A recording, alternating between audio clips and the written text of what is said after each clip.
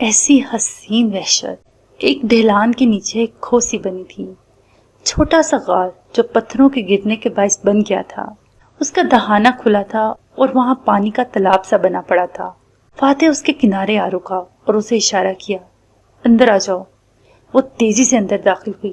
اندر بارش نہیں تھی، خشک بھورے پتھروں کی غار، جیسے کوئی محفوظ سائبان ہو.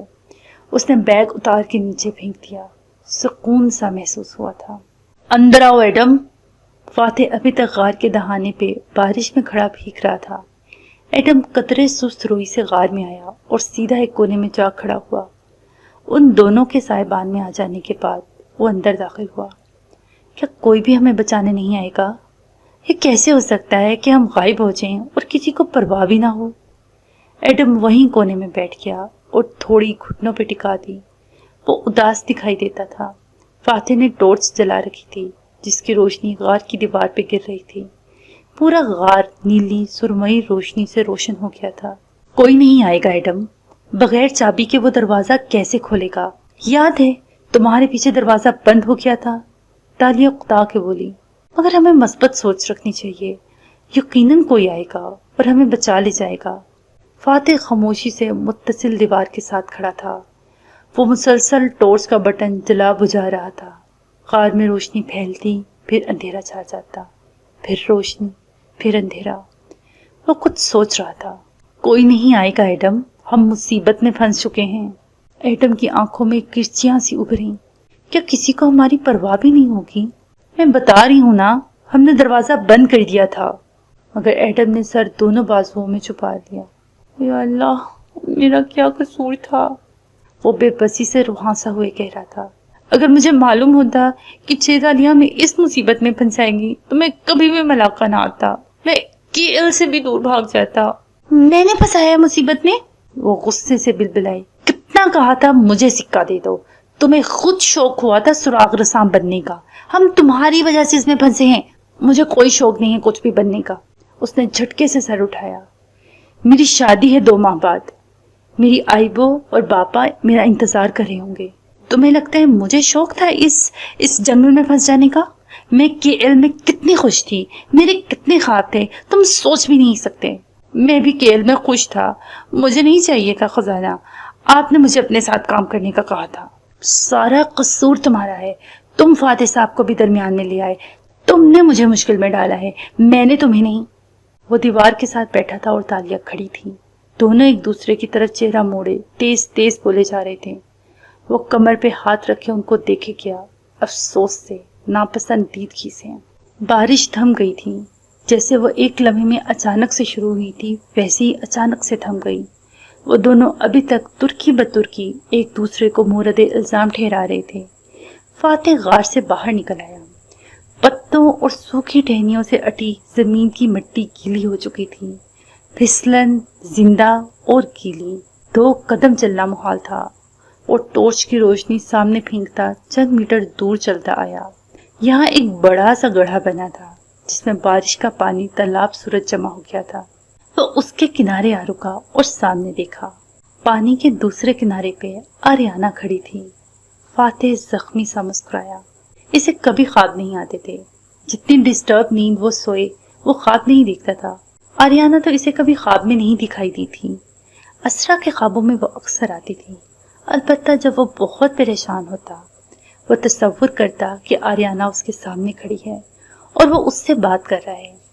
صبح جاگنگ پہ جاتے ہوئے، کبھی اپنے ڈریسر مرر کے سامنے ٹائی باندھتے ہوئے، وہ اپنا ذہن کلیئر کرنے اور کسی نتیجے پہ پہنچنے کے لیے اپنا مسئلہ اس تخیلاتی آریانہ کے سامنے رکھا کرتا تھا، جو دراصل اس کے سب کانشیس مائنڈ سے نکات ڈھونڈ ڈھونڈ کے لاتی اور اس کو جواب دیتی تھی.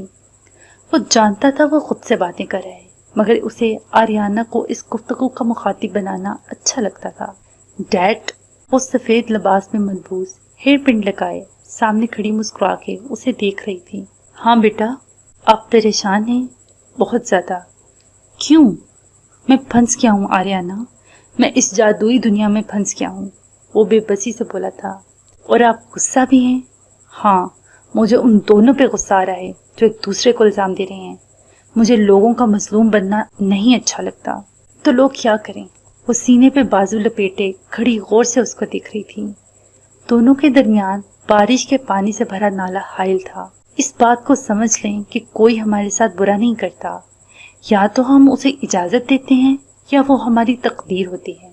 और ये समझ के वो क्या करें, क्या मतलब क्या करें? उसने खुफकी से भवें भींची। दूसरों को अपनी हालत का इल्जाम देना छोड़ें, अपनी किस्मत को कबूल करें और बाहर निकल के दुनिया का मुकाबला करें। कमर पे दोनों हाथ रखे वो खुफकी से कह रहा था। और जो बुरे वाकयात से हमारा दिल गम का शिकार हो जाता है, उसका क्या डैड? वो यासियत से पूछ रही थी। हल्की ठंडी हवा में उसके हेयर बैंड से निकलते बाल उड़ उड़ रहे थे। इंसान बुरे वाक्य को अपनी यादों में खुद अच्छा वाकया भी बना सकता है। कैसे? आर्याना के आईब्रो ताज्जुब से इकट्ठे हुए, ये देख के कि गलती कहाँ हुई है और शुक्र अदा करके कि इसे एक सबक सीखने का मौका मिला। वो अब कदरे आराम से बोल रहा था। उसका ज़हन धीरे धीरे रिलैक्स हो रहा था। क्या आप इस मुसीबत को फेस कर रहे हैं जो आपको फांसे हुए हैं?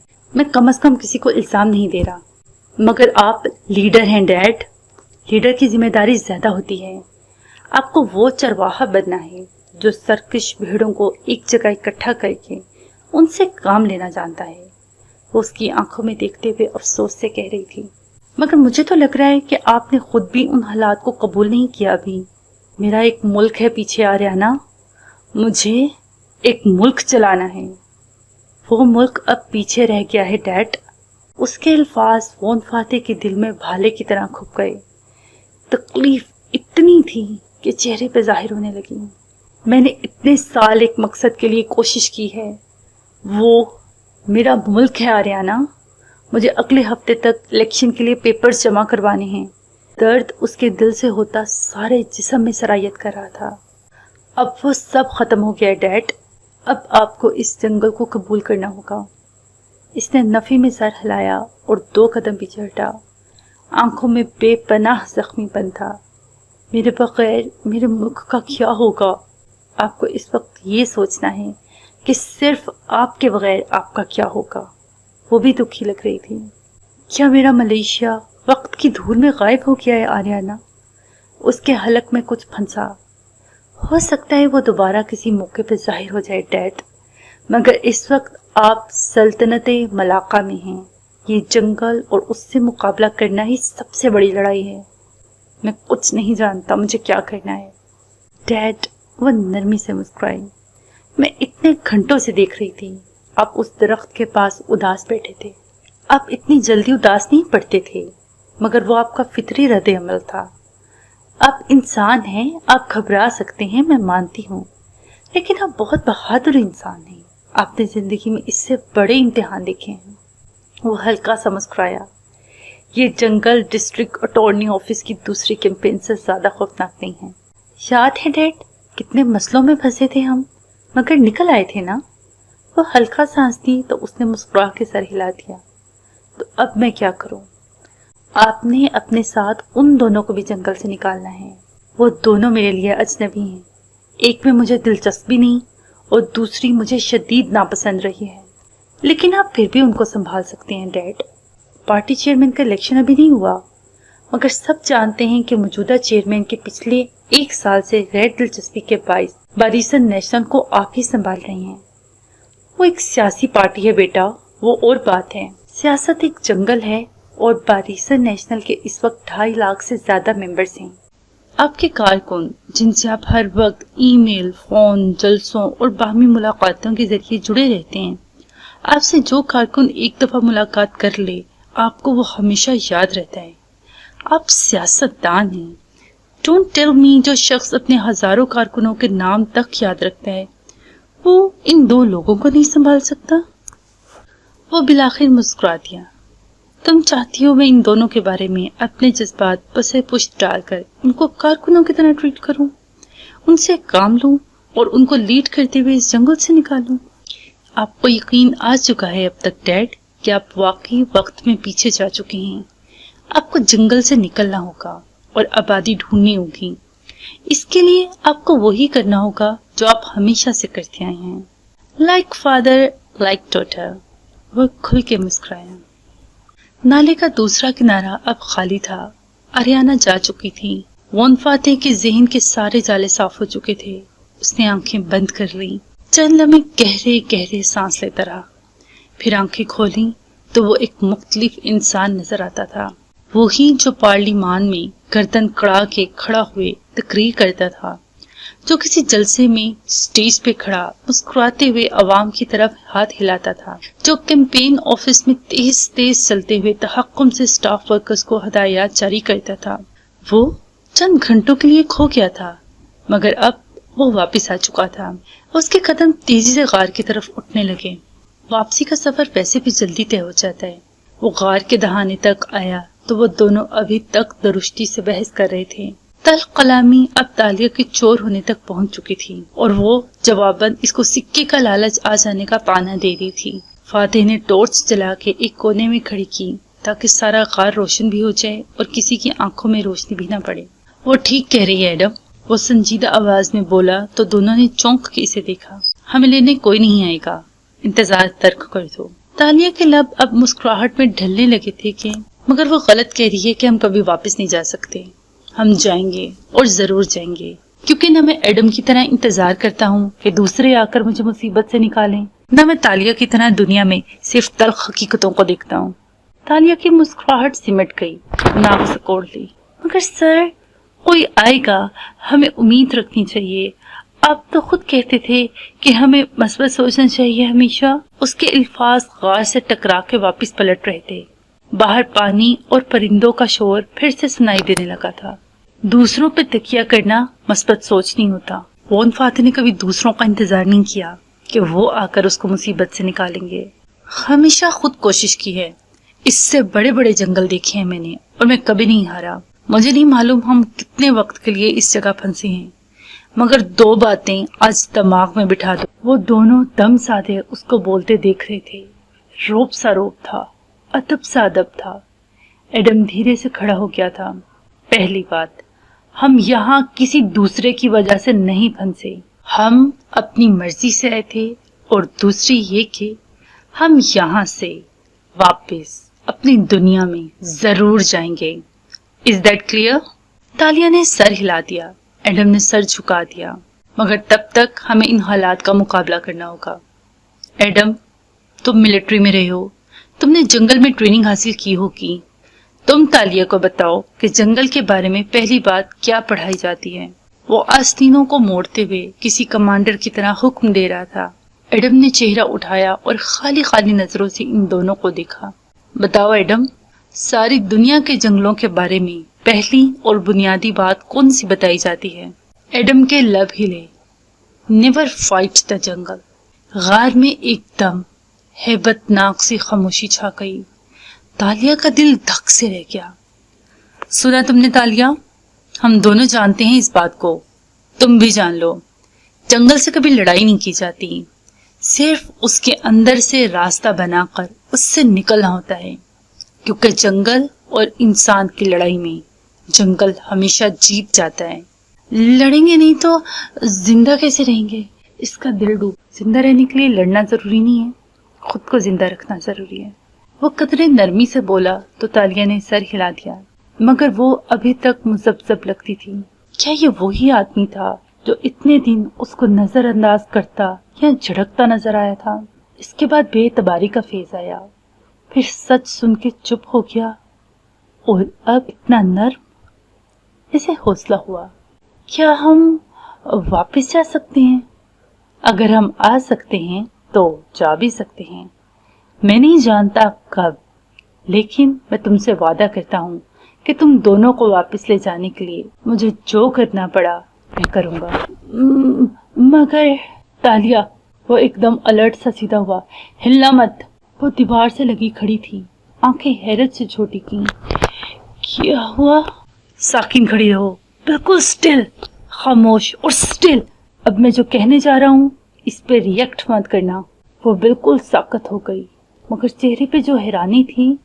नजरें घुमा के एडम को देखा, जो धीरे धीरे इससे दूर हट रहा था। इसने तब वो फुनकार सुनी। सारा वजूद सुन हो गया। रिलैक्स रहो, तुम्हारे सर के ऊपर सांप है और ये जहरीला है। मगर हिलना मत तालिया, हिलना मत। वो पलक झपके बिना इसे देखते हुए कह रहा था। वो दम साधे खड़ी रही, फिर पलकें झपक के इस बात में इशारा किया। एक स्याह चमकीला सांप ऊपर दीवार पे फन फैलाए बैठा था। अगर तुम अचानक हिली तो ये हमला कर देगा। सांप हमेशा डर के हमला करता है, वो धीरे धीरे कह रहा था। एडम, तुम बहुत आहिस्ता से नीचे पड़ा बैग उठाओ और खोलो। तालिया, मुझे बताओ, तुम्हारे पास कोई नुकीली चीज है? खंजर है, वो बदिक बोल पाई।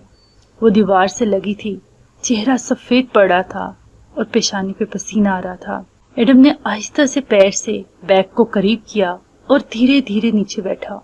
सांप हिल नहीं रहा था, मगर गर्दन दाएं बाएं करके वो आगे पीछे देख रहा था। सांप दुश्मन होता है और दुश्मन को हराने का तरीका क्या है जानती हो?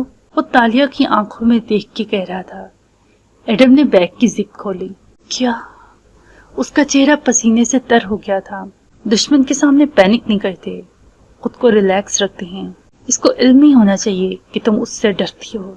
एडम ने बैग खोला, अंदर चंद औजार रखे थे। खंजर सामने ही था, सब कुछ भीगा हुआ था। इसने खंजर निकाल के फातेह के हाथ में दिया। आपको? फातेह को देखते हुए रुक रुक के बोली। लगता है कि मैं पैनिक कर रही हूँ। जाहिर है तुम पैनिक कर रही हो, बल्कि तुम सफेद पड़ रही हो। रिलैक्स, एक सांप ही तो है। इसने खंजर दस्ते से हाथ में पकड़ा। नजरें किसी शिकारी की तरह सांप पे जमी थीं। मैं खौफजदा इसलिए नहीं हूं कि इसके आईब्रो से पसीने के कतरे टिप टिप गिर रहे थे और लब हिलाए बगैर बदिख्त बोल रही थी कि मुझे सांप का डर है। रियली? फिर वो आहिस्ता आहिस्ता कदम उठा रहा था, करीब आ रहा था। मुझे इस बात का डर है कि आप दोनों, इसने गुलाबी पड़ती आंखों से फातेह की आंखों में देखा, मुझे इस सांप के हवाले करके अकेला छोड़ जाएंगे। वो ठहरा, कदरे बेयकीनी, कदरे अफसोस से इसे देखा। तुम्हें लगता है मैं इतना बुरा हूँ? नहीं, आपको लगता है कि मैं इतनी बुरी हूँ? एक आंसू आंख के किनारे से टपका और पसीने के साथ खलत मलत हो गया। इसने जवाब नहीं दिया। सांप पे नजरें जमाए मजीद करीब आया और फिर एकदम बाजू बढ़ा के चाकू उसके अंदर घोंप दिया। लम्हे भर का अमल था। सांप का सर कट के नीचे जा गिरा और लंबा सा धड़ दीवार पे तड़पने लगा। वो तेजी से बाहर को भागी। एडम ने सर के गिरते ही इसे बूट तले कुचल दिया।